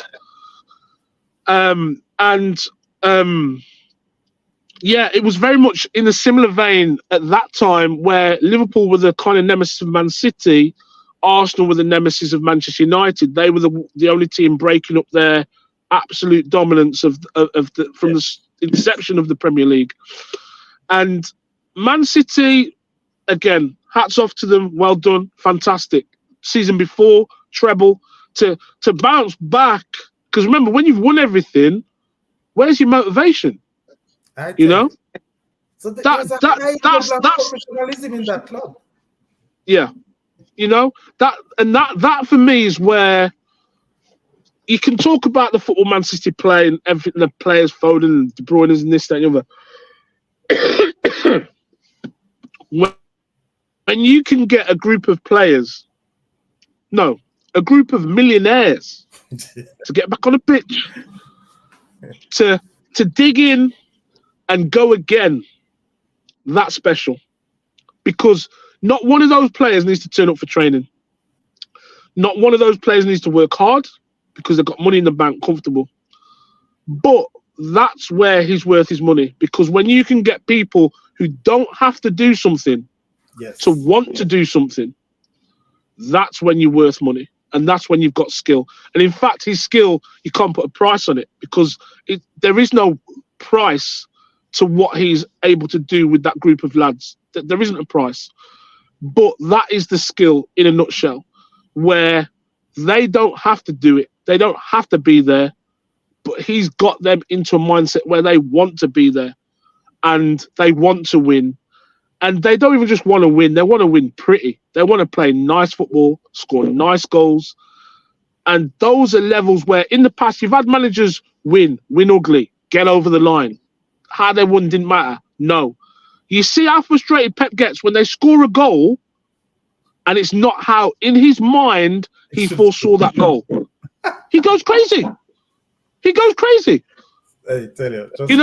Am I really so amazing. Hats off to him. Everybody can learn from him, but it doesn't mean the whole world of football has to go that way. There's still there's still enough room and space for the big old number 9s to receive the ball back to goal and play, you know. And to be fair, Man City have done that as well. They've done that where Ederson, with his long passes, has put players in, and you're like, wow. So you can't play them short, you can't press them. They play long, they kill you. They've got every area covered. And that, when a team is so complete, I think the last time that happened was, or the last innovation of football where that happened was like the Dutch team, where they talked about the Dutch team playing total football. Well, we've got Trevor. Yes. Bless up side it, Coach Paul. Yes, Trev. Yes, sir. Yeah, Trevor, come in, Trevor. Come talk about the little blue side. You're a Chelsea fan, that one. Yes, man. Big time. I didn't know. When you said blue, I didn't know if you meant Brighton or another one of his teams that play in blue, you know? No. Anyway. I didn't want to call the name, you know, so I just said the blue side. Oh, Lord. So, yeah, it's, I can't fault Man City for what they've done in the footballing sense of things. I've not had the pleasure yet of visiting the Manchester City village of football that's been created by Sheikh Mansour and the money that's behind that, but that's a legacy that will last for generations. Yes. So again, what Man City have done as a club is amazing, but have they broken rules? It would look that way. Does that mean that they wouldn't have achieved what they've achieved on the pitch? It's hard to tell.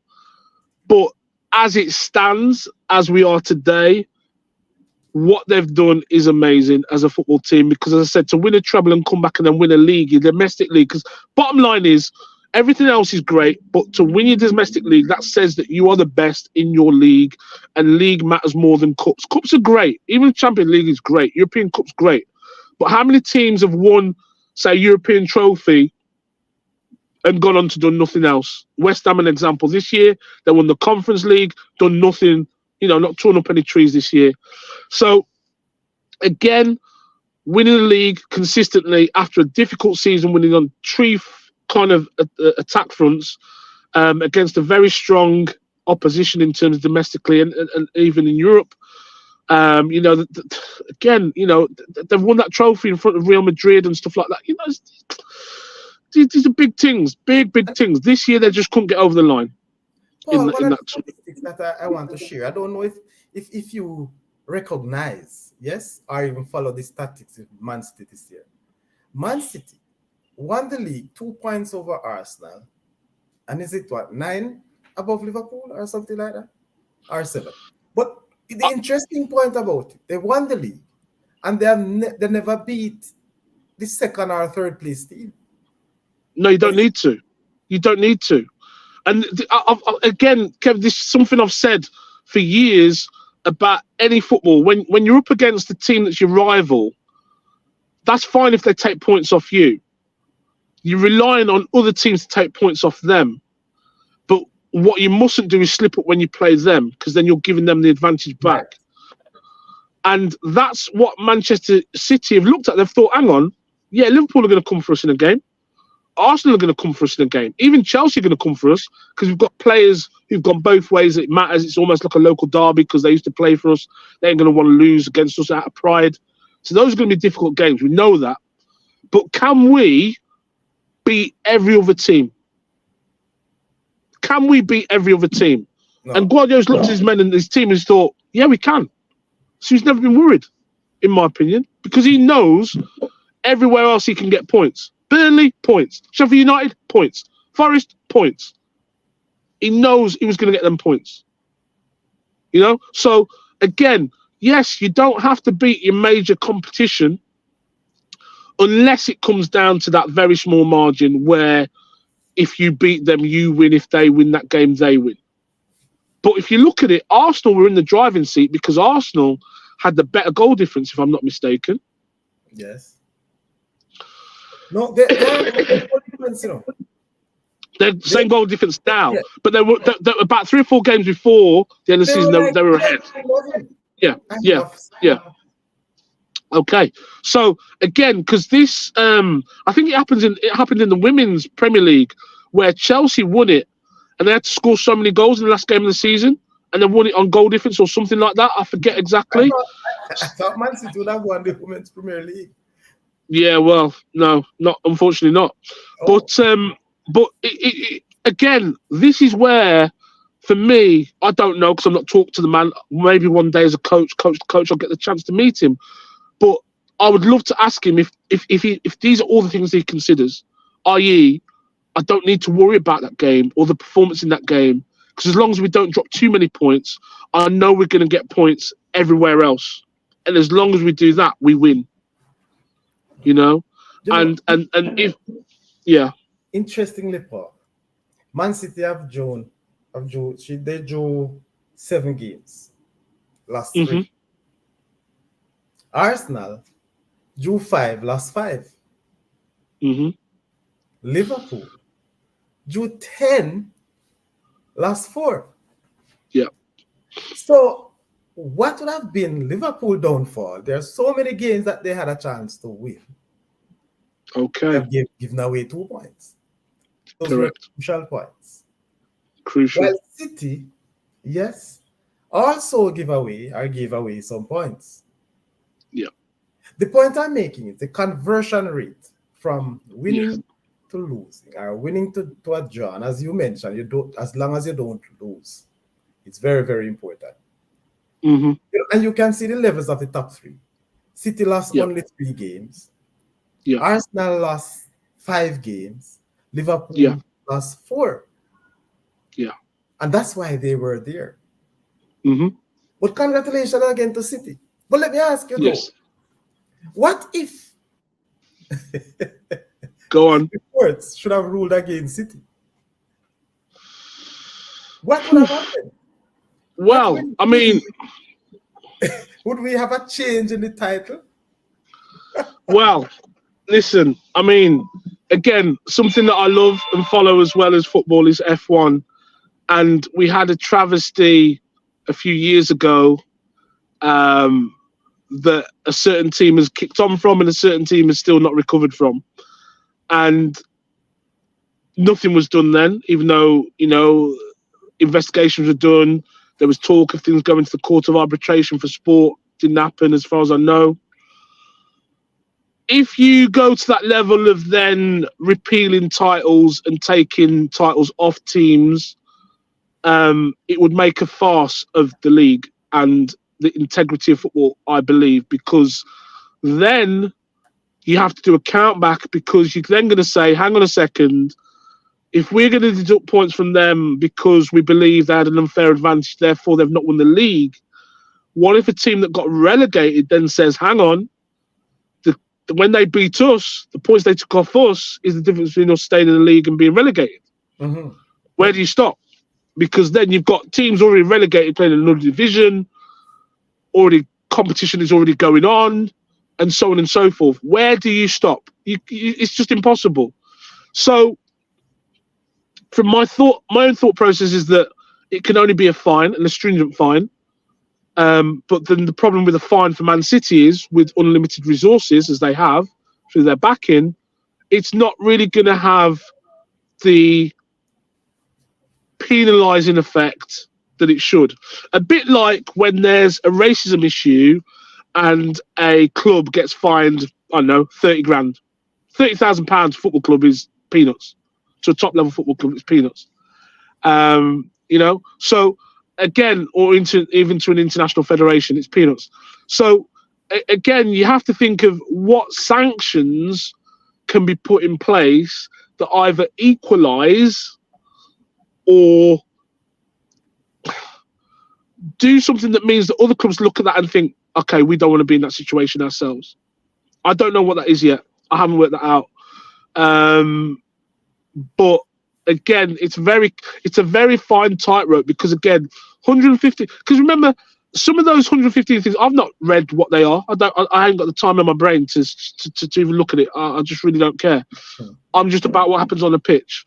And at the end of the day, 2 teams came as close as they could. Arsenal, Liverpool, and still weren't close enough. So what does that tell you? The opposition has an advantage. Has that advantage been gained unfairly? If the answer is yes, then that needs to be made fair. Now, if that means that there's a budget restriction put on squads, because I meant, again, if we look at American sports, they have the draft system, they have budgetary caps and things like that. And what you do find is there is more an equalisation in sport in America, I would believe, than there is in the UK in that respect, especially at the moment. In European sport, because at the moment you've got the legacy teams. We talk about the Champions League and the finals happening tonight. You've got the legacy teams who have coefficients, they have priority in terms of televisual rights, which then means they can attract bigger sponsors. I mean, Liverpool's a good example. I've heard after the end of this season coming up that the very next season that Liverpool will be going back to being sponsored by Adidas again. I've got no preference on that, obviously, none at all. But these things all have a factor and an influence, because if you can then generate more income and you've got more income, well, guess what? You can buy better players. You can keep buying better players. You stay as a better team. What's happened recently, though, is teams like Brighton have worked out, right, let's have a fixed model that a manager, coach or players come into. They either fit with that or not. And the key thing we must do is sell players. Well, Caicedo, well done for going to Chelsea. You saved us £105 million because you've turned out to be a pup. Yeah, you know, but Brighton's model has run because they've got the money for somebody who was showing potential on the European and international stage, but the money they've got for him has meant that they can continue to do what they do, and that's a fantastic setup. So, in terms of what happens to City going forward, I don't know. In terms of the structure, the physical structure, that will not disappear because those buildings and that village exists. But Pep Guardiola, I'd say, he's probably got another season in him there, and then he'll want something different. Just out of curiosity, he'll want something different, I would have said. I tell you, Paul, it's a wonderful breakdown for this EPL review. Last thing on the EPL, a coach aspect that is driving me. I'm trying to figure it out. But Vincent Kompany, yes, who has got relegated from the EPL with Burnley. Yep.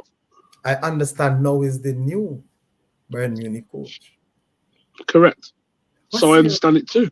What's your view on that? Do you think that he can manage, he will deliver? Yes. Yes, I do.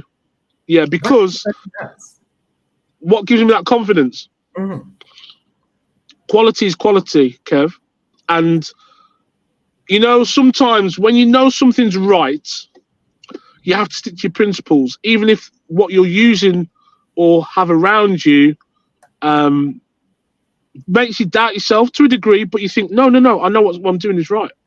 Yes. Kompany won the championship at a canter with Burnley, and a group of players that represented nothing of what Burnley represented before in terms of how they played and their ability. Unfortunately for them, they couldn't get the Premier League level into their legs and into their brains and their bodies, their hearts, their souls quickly enough to be effective in the Premier League. They showed it in flashes, but some of those players doubted themselves too much to kind of believe in themselves enough to be excellent in the Premier League. Yes.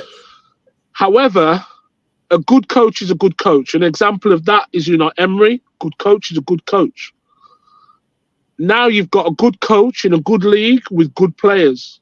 Now the pressure is on him. The pressure wasn't on him at Burnley because Burnley had no expectation of him staying in the league. If they had, they would have sacked him before the end of the season. They didn't, because they knew that to even have got them there was amazing. And let's remember that Burnley have now got parachute payments, 40, 50, 60 million pound, whatever it is.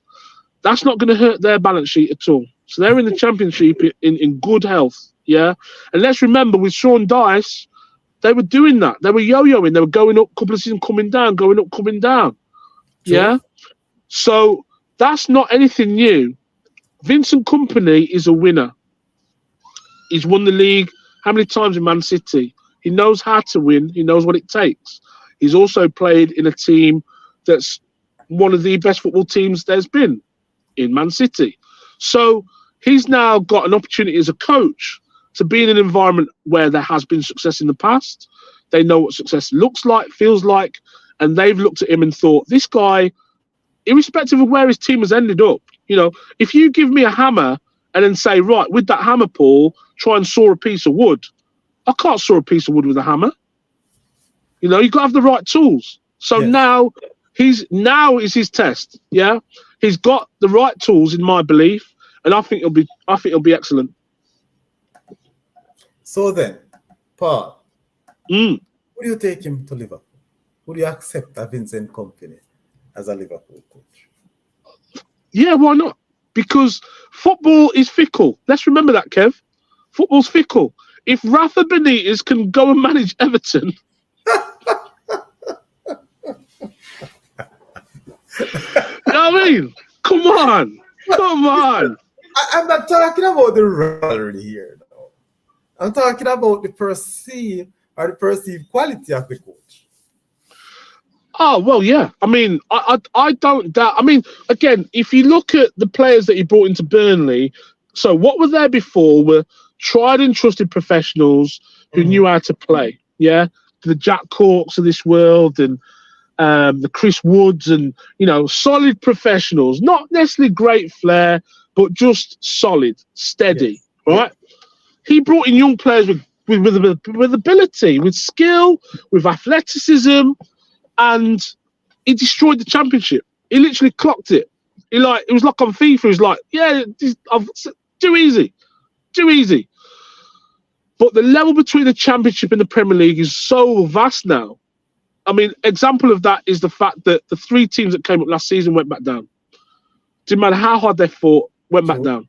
So, again, that gap is so big.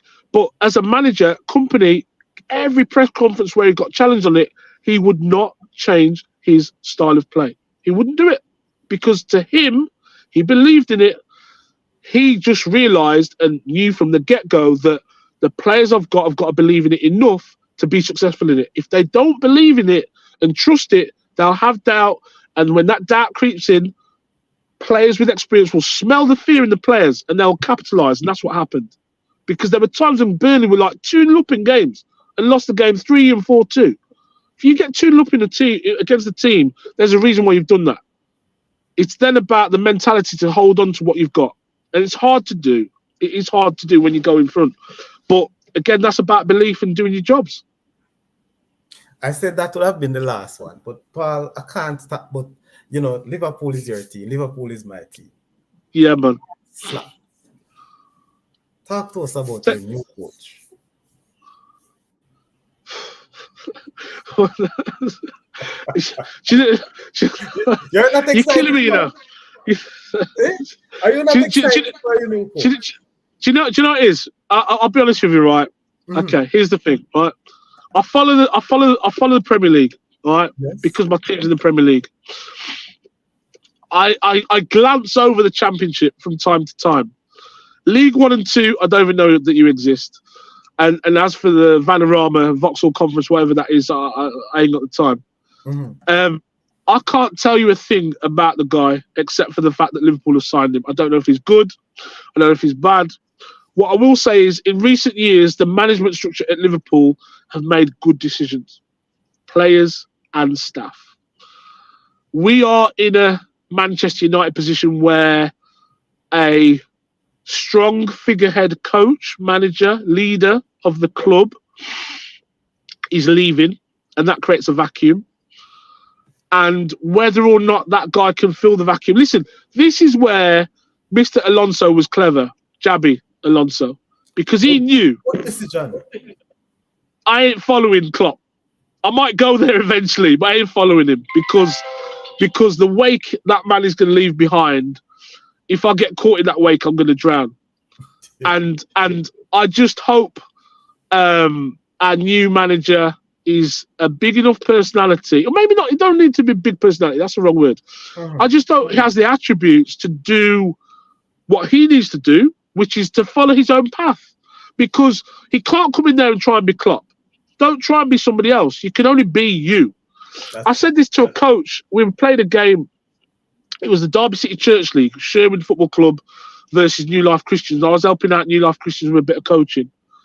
And before the game, I said to their manager, who started railing up in my face, I says, listen, I inhabit the space I inhabit, and I'm quite happy with the space I inhabit. I look in the mirror each day, quite happy with what I see.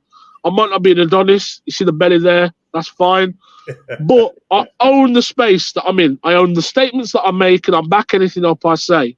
I only say the word sorry when I mean it, not just because it makes you feel good. And he got even more upset. And I was like, oh, Lord.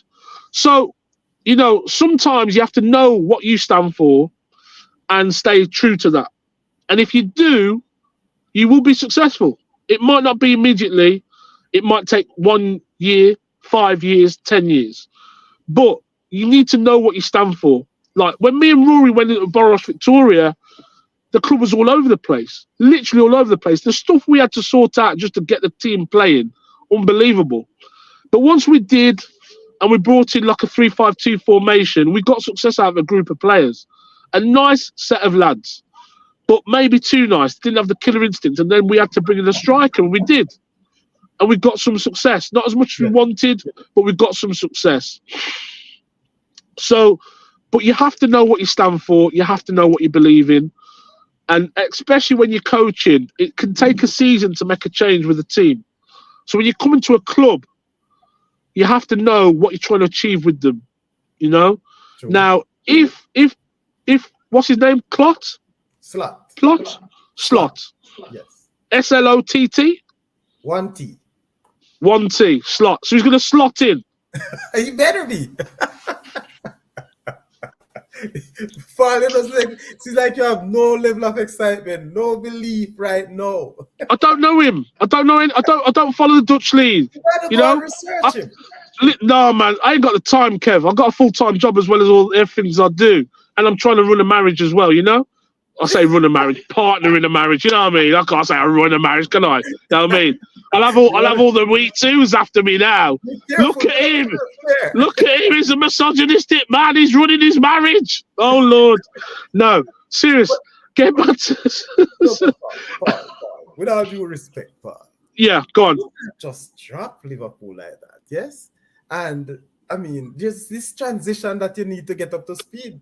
Because next time you come on the show, you better have something to tell us about Mr. Slot. Yeah, but you see, at that time, he'll be a Liverpool manager. Then I'll care. Before that, I don't care. I don't care about his history. I care about what he could do for the club that I follow. Yes. I don't care about his history because it's irrelevant. Because you can't change the past. It's gone. It's done. It's history. That's like if I'm playing up front, and I miss a goal, if I stand there crying about the goal I've missed the next opportunity to tap the ball in the net. I can't think about the past for a second. I can't. My brain don't work that way. I've gone. It's history. Even Klopp, love him. And his send-off was amazing. But he's done. He's gone. He's nothing to do with us now. He's gone. He's finished. Yeah? Yes. So now it's about the future. The biggest problem, as I say, is the vacuum that he creates. Can this guy come in with his own ideas, his own mentality, encourage and enthuse a number of players to the point where they believe and follow him in a similar way to the way they followed Klopp? If he can do that, happy days. But you know what? That club won't let him off the hook. If you've ever been to Anfield, that cop thing is amazing. Okay? And when people start singing, man, makes the hairs on your arm stand up. So he needs to be able to embrace that, channel that, and get behind the players. Because remember, within our squad, there's a number of players who are local lads, come through the academy. They know what playing for Liverpool means. And anybody who plays for Liverpool knows what it means. He has to understand that, embrace that, bring his own ideas and his own staff. Because remember, Klopp didn't just leave. Klopp cleaned out the decks. I'm going, so's all my staff.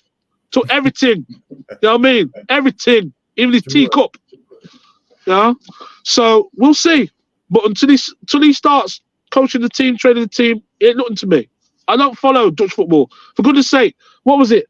Kesman was tearing up the Dutch league. Came over to Chelsea, couldn't score a goal in the Premier League. So Dutch league, what? Donny van der Beek went to Manchester United, got loaned out to Everton, come back to United, still ain't done nothing. I don't even know if he's still there or gone back to whatever league he came from. So Dutch league, don't mean nothing to me. No, sorry. So then, all Dutch players, how do you rate them? That's the league you're talking about. Yeah. Players different. Oh, Gapto. Players different. Players different. Where did Gapto play? He's a Dutch player, yes. Where was he playing coming to? I don't know. I don't care. You don't care. All right. I don't care. I don't care until the players in my team, Kevin. I don't care.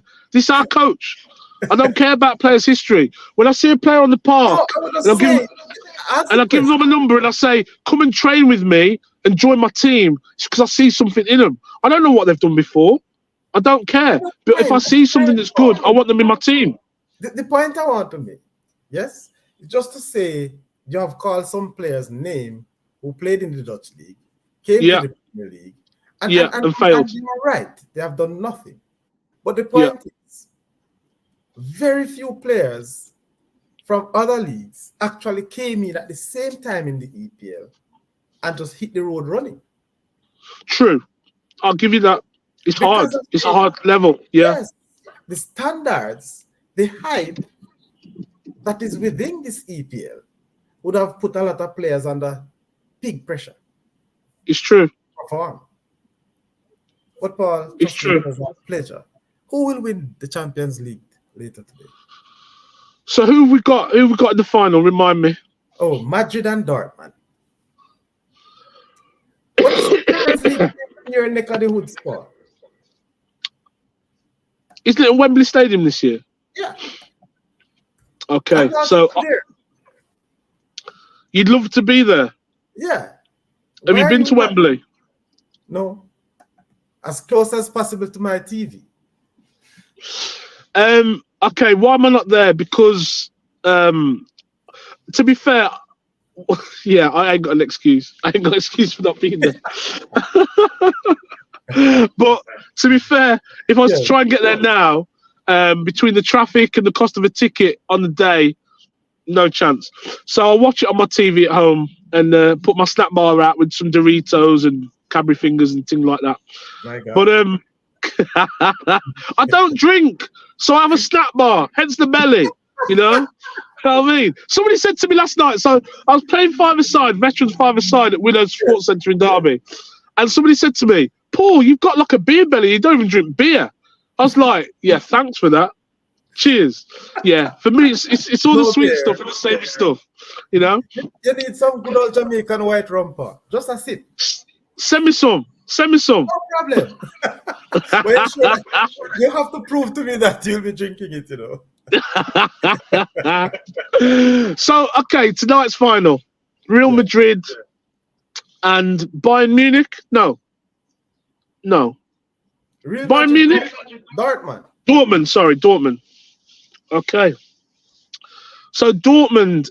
Jadon Sancho, Dortmund? Yes. Okay. I see a script being written here. Okay. Listen, Madrid are just unbelievable. They're back to being almost that Galactico type team with the likes of Bellingham and my boy on the left who kind of come up against Kyle Walker and couldn't do it. Can't remember his name. It's gone. Yeah, it's gone. Yeah, anyway. Madrid, Dortmund. Dortmund, they've got a player who I always thought I would love to have seen come to the Premier League in Marco Reus. Is it Reus? A really exciting winger when he was younger. Obviously, he's a bit more mature now. But Sancho is an interesting pickle for me because obviously things didn't work out at Manchester United for whatever reason. You know, we could go into the whys and the wherefores and the social media this and that and whatever. But it didn't work out. And then he went back to somewhere where clearly he felt like he was at home. And, you know, you saw this guy the other day play like, wow, that's obviously what Manchester United saw him in originally when they purchased him. On the flip side, I believe Sancho was at City at one point and then went over to Germany and then to United, then back to Germany. So there's something where obviously he feels better or freer playing over there. Maybe the level suits him better or the style of play suits him better. Who knows? Can't tell you what that is. But I think he's somebody who could, if he has a great game today, could be a difference. Yeah. Madrid have got almost too many stars to mention. Somebody I love who plays for them, Toni Kroos, plays through the middle for them. Like, probably many other players his age now would have given up, or not given up, but they might have dropped to a lower level team. You have also a youngster, an English youngster in that Magic team. Yeah, I'm coming to that, man. Easy now. All right, boss. Go ahead.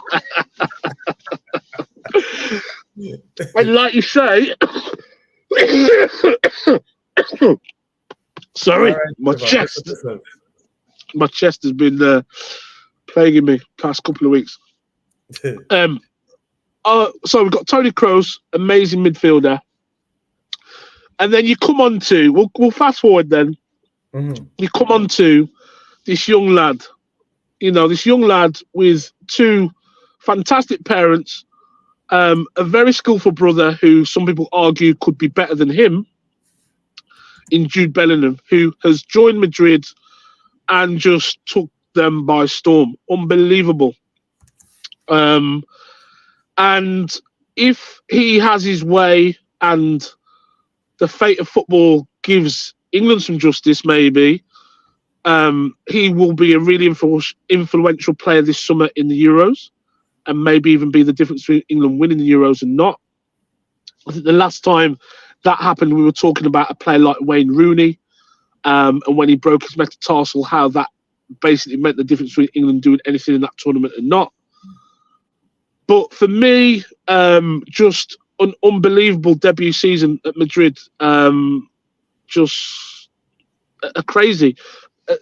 When you consider the age that he is, I think he's 21 now. Still very, still so young.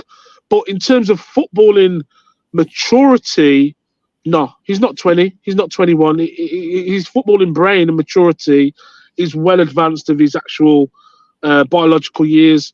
But when you get that maturity, but with the energy and the fitness of somebody young, that's dangerous. That's dangerous, because then you're talking about a Pele type player where they're young and so raw and fearless.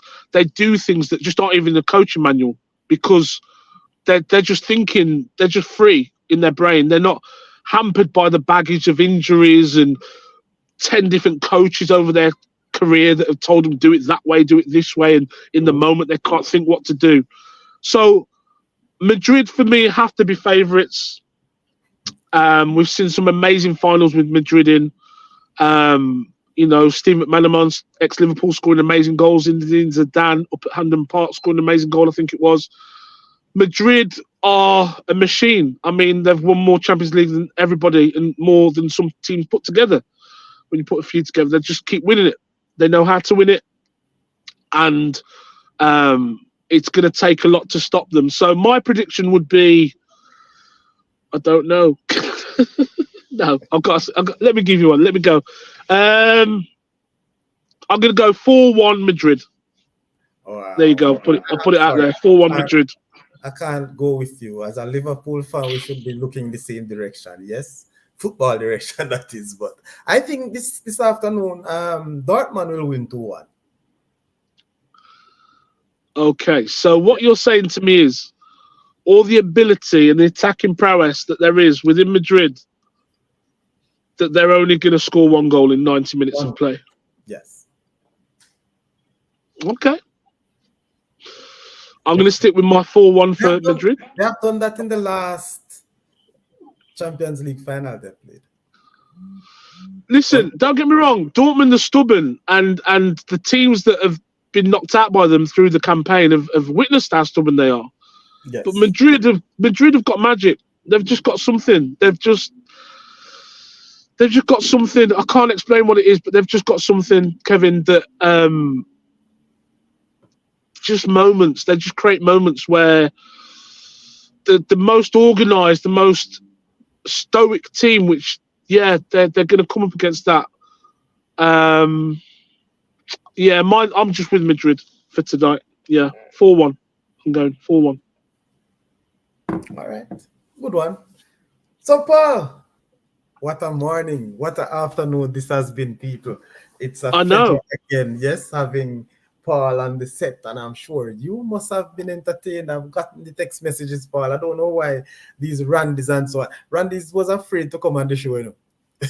Why? Because Randy Why? believes in another week or two, Arsenal will be crowned champion. Oh, because of the court cases. I tell you. So Okay. he missed it, but I don't think you want to have this discussion live on air, you know. Well, shall we say this? If that happens, Randy has to come on the air and talk about it, and I'll come on too. We'll talk. We'll do a three-way. Yeah. But we probably wouldn't have the time or the space to hold the Arsenal fans here. Well, Rory would be back. We'd get Rory back 100%. Okay, well, so Paul, this is where we have to say goodbye to our good, loving people. And of course, I'm gonna say this to you: don't stay away so long from the Saudichress show. The value I've added to this show, trust me, it I've seen. I can't put it into money because these people watching and learning will have to pay a lot. But I'm saying, trust me, very, very good discussion. I'm getting the text, and I'm sure that person will watch it later and onwards. Paul, it's a pleasure to be here. My big cousin Paul, coach out of England, people, I will tell you. And one of these mornings, I'm sure that he will give us some clippings of his training sessions. And of course, we will gladly be a part of his structure. He's a mainstay on the Saudichress show. Paul, your closing statement for today. Well, I just want to say to everybody, thank you for those that tuned in and contributed. Thank you for taking what is 2 hours out of your day to listen to two old men witter on about football. Yeah, thank you so much. Enjoy the Champions League final tonight. Wherever you're watching it or listening it, just enjoy it. I love the game, and all I'd say to you is don't ever take the love away from the kids, you know. If you've got £1 to spare, like my mum used to do when we go market, and she'd get me one of them 99p footballs, and I still see them in the supermarket, same price, plastic football, 99p. Get your kid a football, let him run around and kick a ball. Girl, boy, woman, man, wheelchair, crutches, blind, deaf. I've worked with them all, and football is available to everybody. Don't hold anybody back from this game, this amazing game that I'm at 48 years old, still blessed enough to be able to run around and play. And that's all I can say. Just let everybody play, because it's an amazing thing. It's a gift to be able to play football. And everything that I've done and I do that comes off the football coaching and the mentoring that I do, I feel blessed. And I just want to share that with people. So, yeah, just enjoy the game, enjoy the ball, play with it, enjoy it, love it. Thank you very much, Paul. People hear that. Let them play, because football is the game to stay. And I want to say that the Saudichress show and Saudi, all the followers, big up and thanks for joining. Thanks for staying the course. And again, this is where we have to say goodbye. Joining us sometime next week for another entertaining show. Who will we have? You will see. And Paul, continue to support the Saudichress show. Big up yourself and continue to do the good work. Blessings, people. And see you, cuz. Take care. Respect, man, finally. And big up to all the English fans. Blessings for those of you who are on.